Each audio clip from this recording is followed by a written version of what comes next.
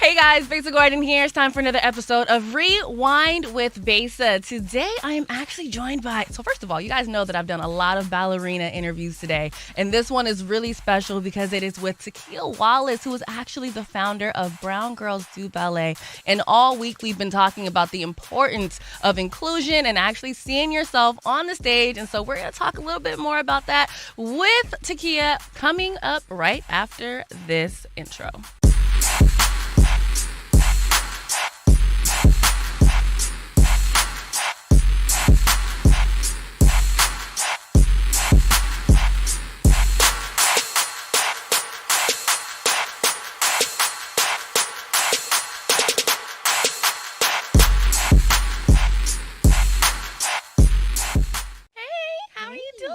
I'm great. Thank you for having me. Absolutely. Thank you for coming down. Like, I know that, our weather's been a little bit crazy, but honestly, you came on a good day. It was kind of nasty yesterday. I mean, it's different coming from Texas and landing with powder on the ground. So, that's always a shock, but I made it.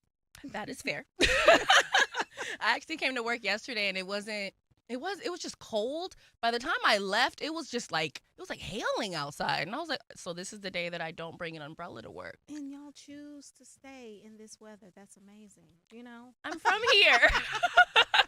And I really don't know much of anything else. Like, I was born here. My mom was born here. Okay, it's her mom and my dad that are both from down south. Otherwise, this is just me. You know what? Last time I was in Seattle, which was last summer, it was warm. It was beautiful. So I get that. I get that. So I'll just come in June, July, and August. No, absolutely. That is honestly what I recommend for everybody. So, okay.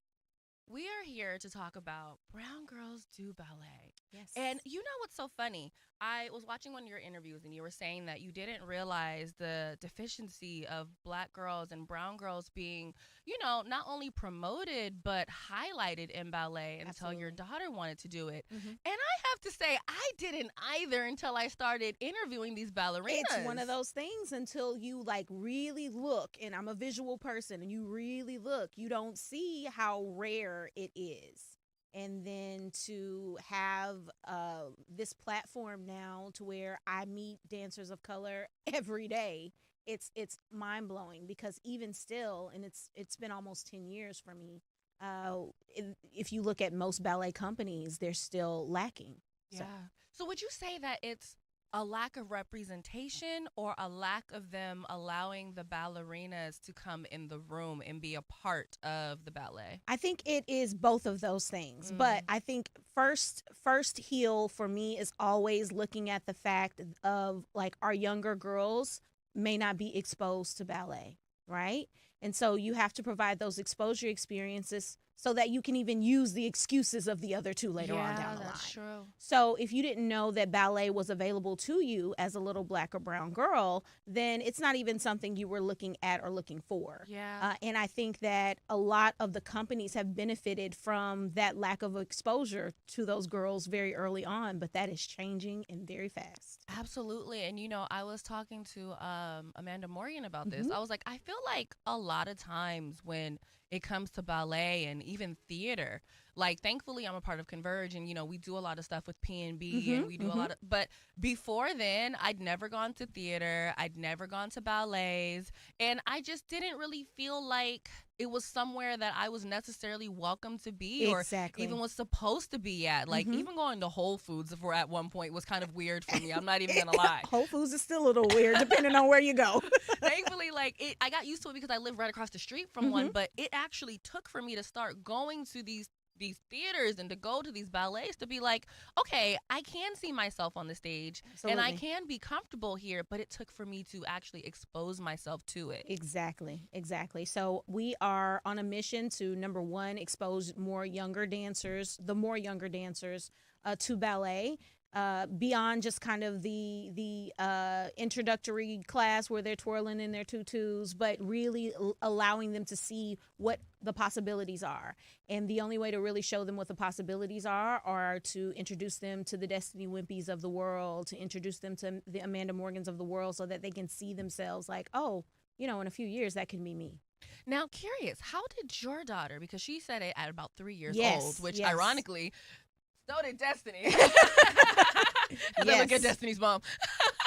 How did your daughter find out about ballet at 3? You know, cartoons. Really? You know, it's so funny. Kids are they don't have the lens of color. They don't have the lens of feeling not included that young, right? And I remember we were sitting in our apartment at the time, and she was watching Angelina Ballerina. Well, Angelina's a mouse, right? And she was taking a ballet class.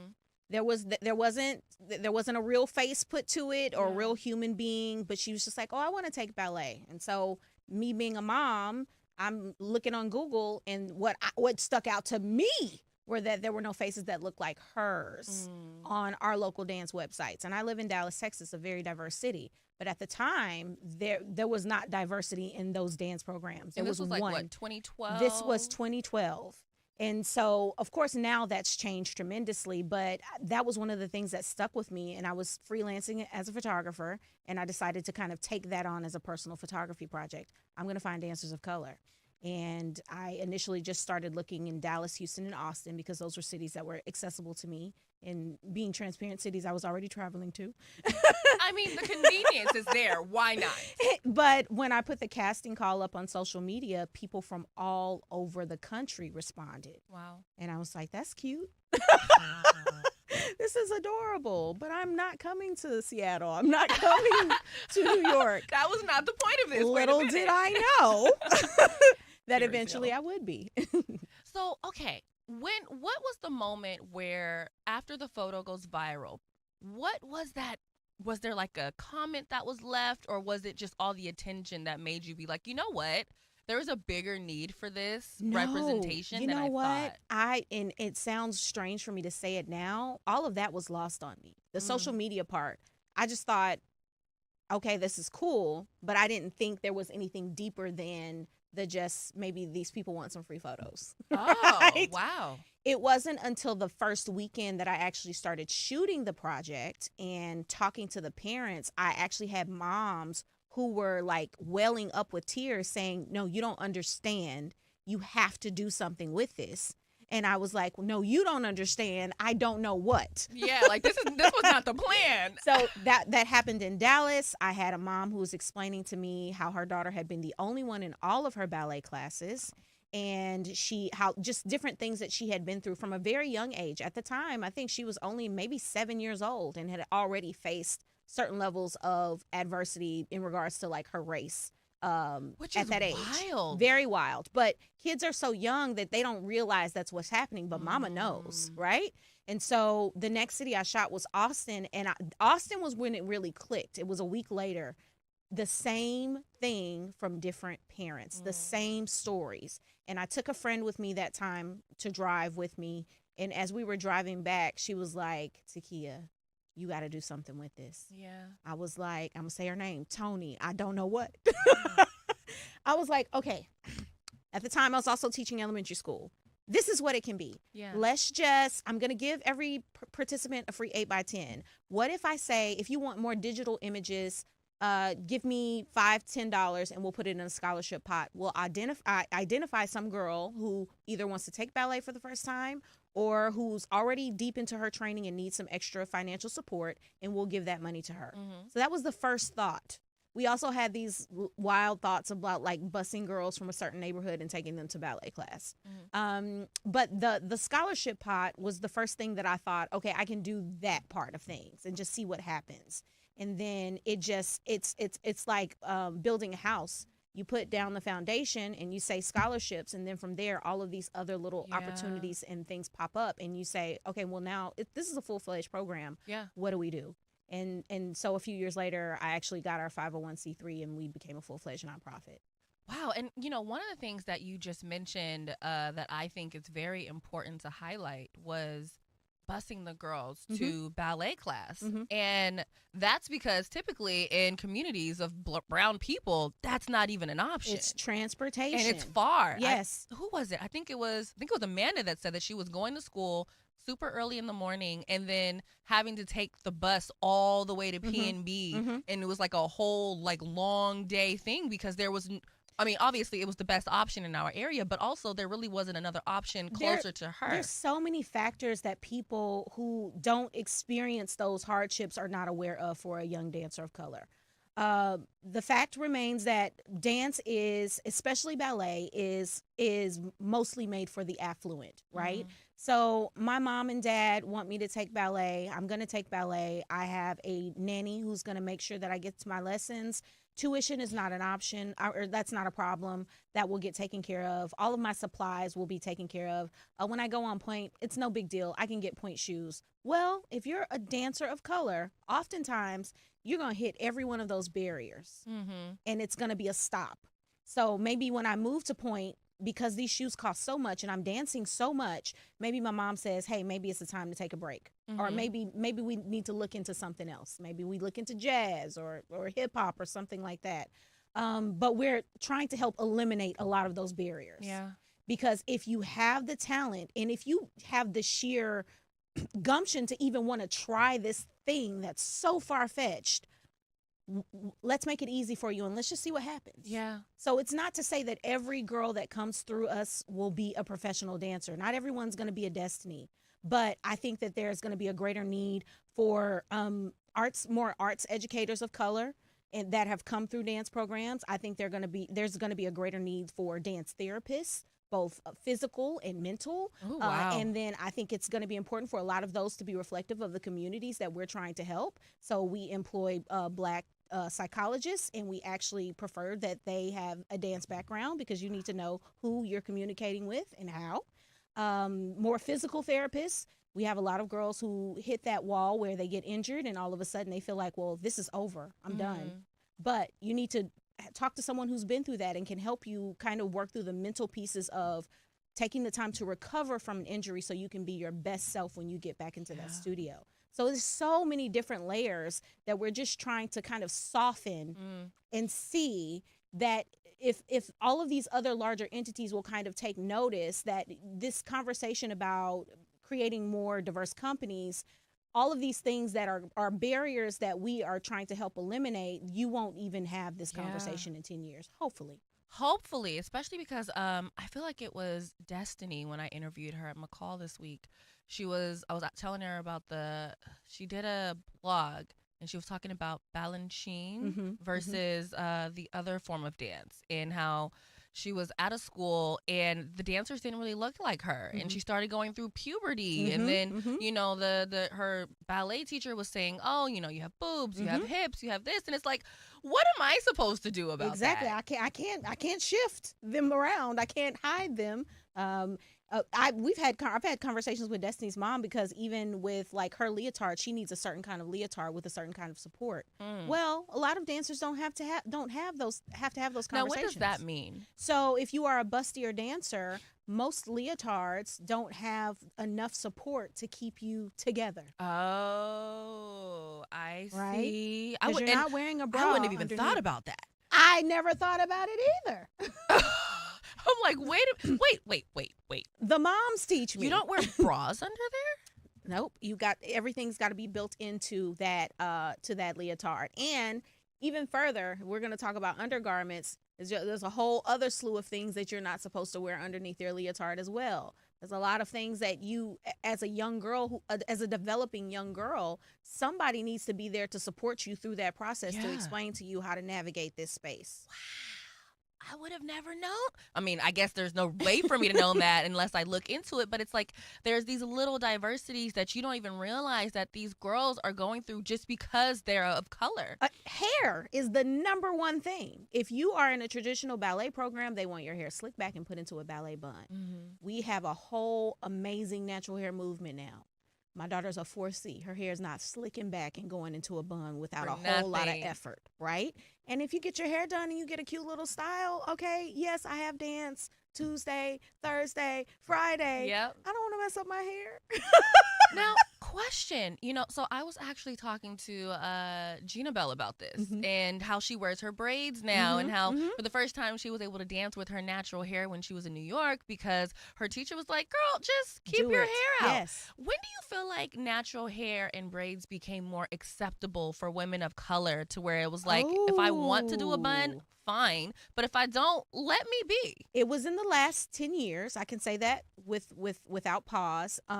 You have certain ballet entities that have always been progressive in that way, Okay. right? The ones that were built for us. So your Ailey, your Dance Theater of Harlem.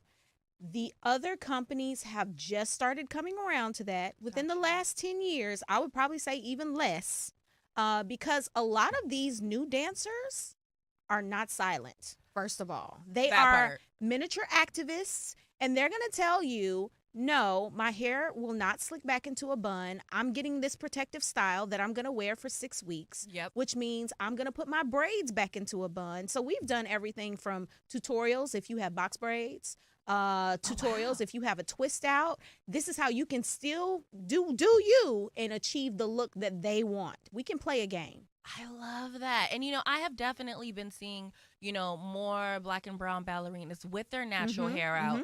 And I'm not going to front. For a little bit, it was an anomaly and I started, doing more research. But I think it just also goes back into what gets highlighted and if highlighted at all. I think that a lot of the entities have started to, I think they pay more attention to the comment section on social media than I do. I'll be honest with that. Because this is natural for me. This in the walk of a parent. So this is what my daughter looks like. This is what she presents as. So this is how she's coming to class. Yeah.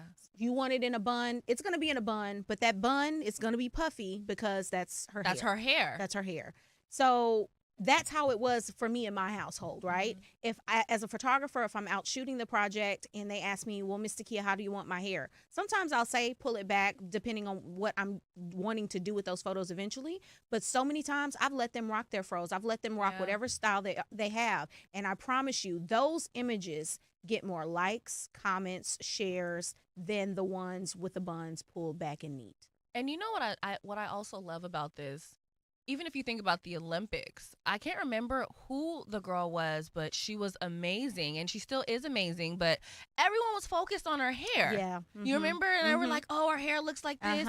But that wasn't her fault. That was the rules. Yes, the rules. And so that was how she had to have her hair, but her hair didn't do that. It did so not. had they have let her just get braids, had they have let her just wear her hair naturally, everyone would have been able to simply focus on her art, her talent, rather than, oh, her hair is doing this, or she's sweating correct. and her hair is doing what it's supposed to do. Absolutely. With the texture that it is. Like, what are you talking about? Exactly. But if they don't have that hair, yeah, they don't understand the battle of it. Getting ready for recitals, even now with my daughter, it's a 2-day process with the hair alone. Okay, because we've got to wash it, we've got to blow dry it, we've got to stretch it, because I don't like to put a whole lot of heat on her hair. We have a special blow dryer that's not hot heat, right? And we band it overnight, and then the day of recital, it's able to be pulled back more easily the way they want it to look for the show, and that's how it goes. But that's a 2-day long process, as opposed to any other girl who does not have that type of hair, just gets up that morning and just puts some hairspray on and go out the door. The same thing with, it's like an added steps, an added process for a dancer of color. The same thing with point shoes before they were available in the brown hues. If you were able to wear your brown shoes, which a lot of companies would not let them wear them in their shades, they had to pancake them. So that's a messy, long process of applying makeup or paint to a pair of shoes. So I spent the same amount of money that you did for these shoes, but then also I had to buy this makeup, and then I had to prepare my shoes far ahead of you because I needed them to match my complete lines. We're having to do extra all the time. And that's if, I don't remember what interview that I was listening to of yours, but you were saying there are some dance companies that still still won't. It's like they're like, I don't care. They need to be this. Because it needs to be a cohesive line. It needs to be a cohesive line. But if I am a darker hued black girl, pink tights and pink shoes, it's not a cohesive anymore. line for me. And that was my thought. I'm like, well, how is it cohesive if I'm putting pink on my brown skin? Like, it would make more sense for everyone to just look nude, if you will. Absolutely. Absolutely. So there are some studios, some companies that are still doing things in the traditional sense, and you see my fingers, the traditional sense. But then you do have progressive companies that are really changing the narrative and creating a whole other wave of like pressure for those companies. Like, let's get our stuff together, because their shows are consistently packed and sold out. Yeah. How do we get there? Yeah. Your line, your core needs to be reflective of the community where you sit. This is true. This is very true. And they have to want to do that. And I think with the power of social media and, like you said, this new generation of ballerinas being like, look, you want to say that you care about Black lives? I need you to act like it. Where's my inclusion? Where are my point shoes that actually match me? Why do I have to wear my hair like this? I say they are spicy. This new generation is spicy. I like it. Because I still sometimes mince my words depending on who I'm talking to, because I know how things can be shifted. But this new generation, they do not care. They are speaking their minds. They are letting you know how to change. They've done their research. They have lists of people that you can talk to as an expert so that you can get some diversity and inclusion training. You don't know? Here yes. You go. Matter of fact, on my way here in my Uber, I did this for you. I've emailed it to you, but just in case, I've also printed it for you. Exactly. It is a different world. So I am optimistic that with this new generation, things are absolutely changing and will continue to change. So can you tell me a little bit about Releve? Yeah. So Releve came out of the pandemic. I know we were talking about that before we started rolling. I received a grant from Meta, it was Facebook at the time, to produce my own Facebook Watch show. And so I thought it would be cool to just do what I'd already been doing, which is meeting the dancers who are kind of changing things, meeting the studio owners who are changing things, highlighting those people who wouldn't normally be seen. P&B is huge, right? New York City Ballet is huge. But what about the smaller studios across the South and Middle America? And what about those dancers that maybe are not there yet, but you can tell there's some magic they will be there? Yes. So going out and meeting them. So we started shooting Releve during the pandemic over Zoom like everybody else. And then as soon as we got the clear to get out into the world, that's what we did. So I think the first season we traveled to 12 cities. Wow. This season we scaled back significantly because budget. But also, let's not act like these flights are cheap right about now. Airlines was like, oh, you guys are out in these streets. Not cheap. And then it was really different when this was like a little volunteer effort of mine. It could just be me with my camera going out shooting, and sound could be bad the whole nine. But now we got like a crew. So there's an expectation now. And so and a crew needs hotel rooms, and a crew needs flights, and a crew needs all of these things too. And I will say the videos look really, really good. Like, I don't know who your crew is, but it is on all point. Black women, okay? Come on.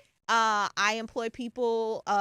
Most of the women that are on our production crew have daughters that have come through the Brown Girls Do Ballet mentorship program. So they'll reach out and say, oh, I have an expertise in videography. Okay, come on, let's go. Pull up, sis, pull up. Because honestly, like you said, not all of the girls or that go through the program necessarily want to become a ballerina. Exactly. But it's like a foundation that ends up being created for them no matter what. Absolutely. So I am very much so aware of what my strengths and weaknesses are.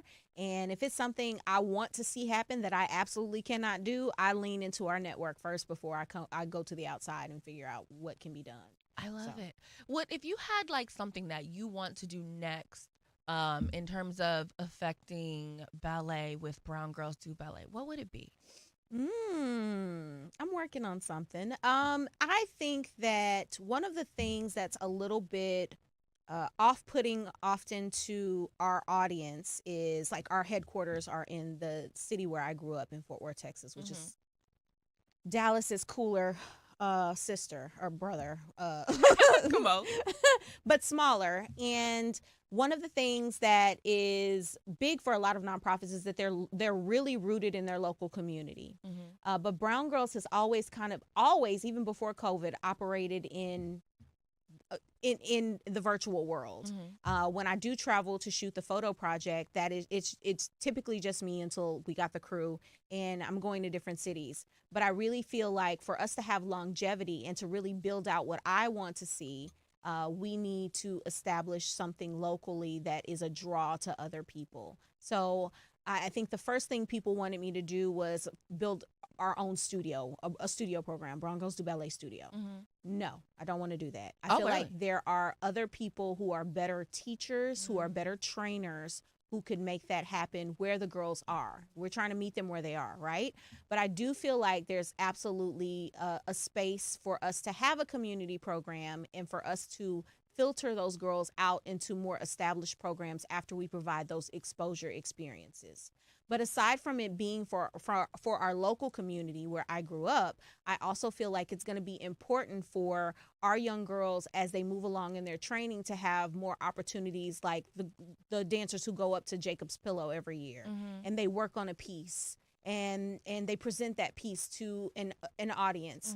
But I want something that's more accessible to people who look like me. So why not have a residency program where you can come work on a piece for a month, 2 months. You can be a choreographer. You can be a dancer yourself. You could be a filmmaker. I don't care what it is, because Brown Girls are doing all the things. Period. This is going to be a safe place, a quiet place for you to work and build, and then present in that space, and then take that and go out into the world with it. So that's what my long-term goal is, but that requires long-term change. And so that's what we're working on now. But just continuing to grow the scholarship program and building out different opportunities for the girls to be successful where they are, because we have so many girls. When we do our mentorship applications every year, we have girls from all over. I think this year we even have a girl on our list from Sydney, Australia. Wow. We had 2 from the UK, and then I think we had 2 more Canadian applicants and 1 from the Bahamas. Well, we can't be there. We can't have centers there, right? So for them, we'll still have to operate in the virtual space. But it would be really cool if once a year in the summertime, everyone was able to converge upon this space and hear from professional dancers, maybe take some master classes, but have it be less about that and more about community. So letting you know that if you choose to go to New York in the summer and train at ABT or SAB or any of the other companies, or come to Seattle and train at PNB, you already developed bonds with these people before. That's my girl over there. Yeah. So that is what I see Brown Girls doing quietly already. There's really like a little sisterhood. It's like a mini sorority kind of floating around in the world. I love it. But I want it to be more solid, and I want us to open our doors to more people. Yeah.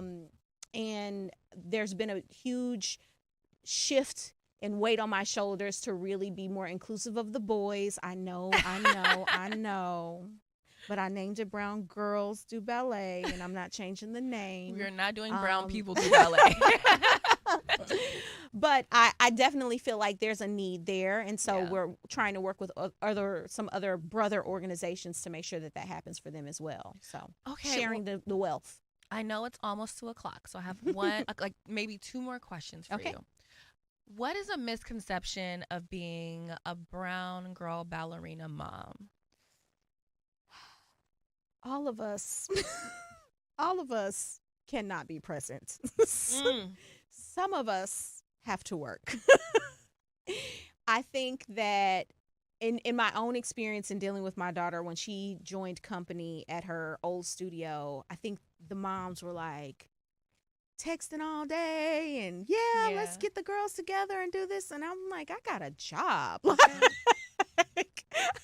I think that goes into what we were saying earlier. It's like, not every girl is in such an affluent way to where they have all that freedom, and that goes for the parents too. And not every mom is a stage mom. Some of us don't.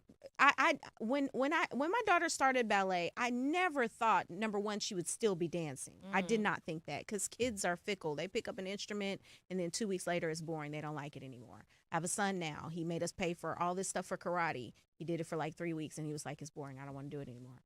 But my thing is, if I pay for a lesson, you're doing it until that money is gone, right? Until that season is like, over. Well, I know what you're doing for the next few months. So that it wasn't my goal for her to be doing it this long. I didn't think she would do it this long, but it was always to be supportive, but not push her. Yeah. So I said all of that to say I'm not a good stage mom. I say that jokingly to my friends all the time, but I'm not the mom that's gonna make sure, okay, Did you rehearse that? Did you go over your choreography? I'm not a good mom in that way. So, but one thing I do know that parents like me do is we make sure that those babies have the opportunity, period. Yeah. So even if I can't be present, if I don't really, if I'm not into this the way that you are, Yeah. baby, fly, okay? Okay, I'm gonna make sure you get everything you need to do what you need to do. You tell me when your feet have outgrown the shoe. I'm gonna take you. I'll get you to the store. I will do everything that I can to make sure you feel like you are getting the best to be successful. But also, I've got to work. Yeah. Gotta pay these point shoes are not cheap, especially the ones for for all black girls. Exactly. Because didn't you say that they were like $5 more expensive yes. or something like that? So luckily, the companies, well, things have changed a little bit just due to COVID, but the companies that I was experiencing the most issues with as far as the shoes costing more because they were brown, they've made some changes, but now the shoes are just more expensive across the board because a lot of the shoes were made in a country that we had some issues with for a while. And they were trying to get them made in America, and the American style shoe is very different than the Russian shoe, and so there's a lot to unpack there. But it's amazing how politics has affected ballet. Let me say that. All right, well, shoot. Before you get out of here, just want to ask you if there was someone that was in Seattle or just anywhere across the world that wanted to be a mentor or wanted to join Brown Girls Do Ballet. Is there like a certain time where they could apply? Yes. So we take applicants for our ambassador program every October 1st through October 31st. I know that we have some applicants that we're interviewing right now from Seattle. And then currently we have Destiny here, who's an amazing mentor, who started as an ambassador and who's like a superstar now. And she is super helpful to our girls, whether or not they're in her group or pod or not. And then we have Diana Starr, who's here in Seattle as well. And then we've just built really good relationships with a lot of the dancers in the area just because I came here and traveled here and got to know them. Nice. Well, shoot, I want to thank you so much for making this your first stop as you just got to Seattle. I know you're about to go actually see Destiny in the Nutcracker at McCall Hall. If you see her, tell her I said, hey, I'm actually going to be there on Thursday for the 12 p.m. matinee. So I cannot wait to go see this. Otherwise, you guys make sure that you are doing your best. And if you need help, definitely reach out to Brown Girls Do Ballet. But if you can, I really do advise you to take your little girls and your little boys to go see the Nutcracker if you can. You know what I mean? Like, if you need tickets and you really can't, just hit me and I will see what I can do. But I really do think it is important for our little girls and our little boys to be literally opened up to this new world. So that way they're not, sports are great, but they have more options. They have more options. And dancers are athletes. People don't want to say that, but they are. Have you seen Jonathan Batista's legs? Look. Whoa.